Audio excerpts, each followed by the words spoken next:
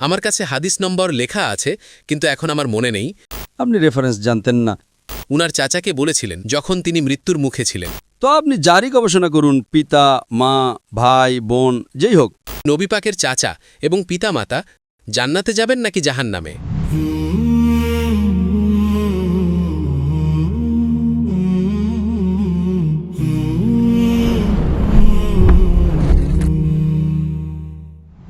Doctor সাহেব, আমার আপনার কাছে একটা প্রশ্ন আছে। আমার নাম শাহবাজ মসি এবং আমি খ্রিস্টান ধর্মের অনুসারী, আর আমি অন্য বইও পড়েছি, আর এই হাদিসও রয়েছে। আমার কাছে হাদিস নম্বর লেখা আছে, কিন্তু এখন আমার মনে নেই, যে নবীজির চাচা কালিমা পড়েননি। নবী পাক সাল্লাল্লাহু আলাইহি ওয়াসাল্লাম উনার চাচাকে বলেছিলেন যখন তিনি মৃত্যুর মুখে ছিলেন, যে আপনি আমার কানে কালিমা পড়ে নিন, তাহলে আপনি জান্নাতে যাবেন। যদি আপনি কালিমা না পড়েন, তাহলে আপনি জাহান্নামে যাবেন। আমার আপনার কাছে এই প্রশ্ন আছে, কি নবীজির পুরো পরিবার, নবী পাকের পিতা মাতা, নবী পাক যখন জন্মগ্রহণ করতে যাচ্ছিলেন তখন 6 মাস আগে উনার পিতা মারা গিয়েছিলেন, আর 6 বছর পর উনার মা, 40 বছর পর তিনি নবুয়ত পেয়েছেন। আমার আপনার কাছে এই প্রশ্ন আছে, কি নবী পাকের চাচা এবং পিতা মাতা জান্নাতে যাবেন নাকি জাহান্নামে? ভাই সাহেবের প্রশ্ন হলো, মোহাম্মদ সাল্লাল্লাহু আলাইহি সাল্লাম নবুয়ত 40 বছর বয়সে পেয়েছেন। তার পরিবারের সদস্য, চাচা, তার মা, তার পিতা কি জাহান্নামে যাবেন নাকি জান্নাতে যাবেন?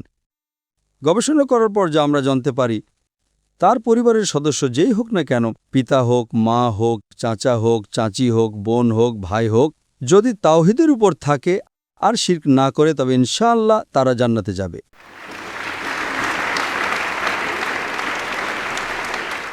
জি, আল্লাহ রসুলের আসার আগে, আল্লাহ রসুল নবুয়ত ঘোষণা করার আগে, যদি কোনো ব্যক্তি আল্লাহর উপর বিশ্বাস রাখে, এক আল্লাহর ইবাদত করে আর শিরক না করে, সেই সময় আল্লাহ রসুল নবুয়তের দাবি করেননি।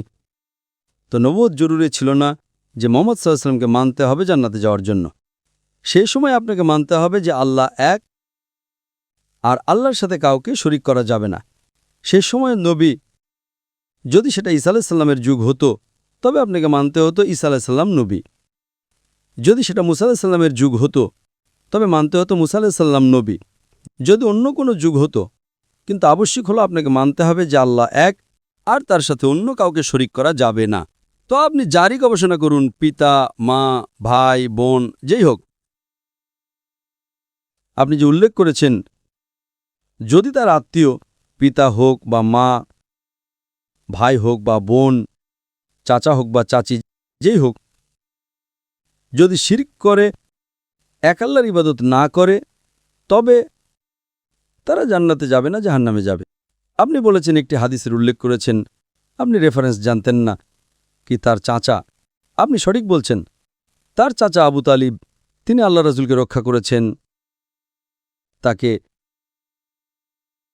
নিরাপদ রেখেছেন শত্রুদের থেকে, কারণ তিনি নিজের গোত্রের ছিলেন। কিন্তু তিনি এটা মানতেন না যে আল্লাহ এক, আর আল্লাহ রসুল মুহাম্মদ সাল্লাল্লাহু আলাইহি সাল্লাম তার নবী, কিন্তু নিজের প্রাণের চেয়েও বেশি তাকে রক্ষা করেছেন। এই জন্য আল্লাহ রসুল চেয়েছিলেন যে তার চাচা ইসলাম গ্রহণ করুক, কিন্তু তিনি গ্রহণ করেননি। তো আপনার বক্তব্য হলো কি তিনি জান্নাতে যাবেন না, কারণ তিনি ইসলাম গ্রহণ করেননি।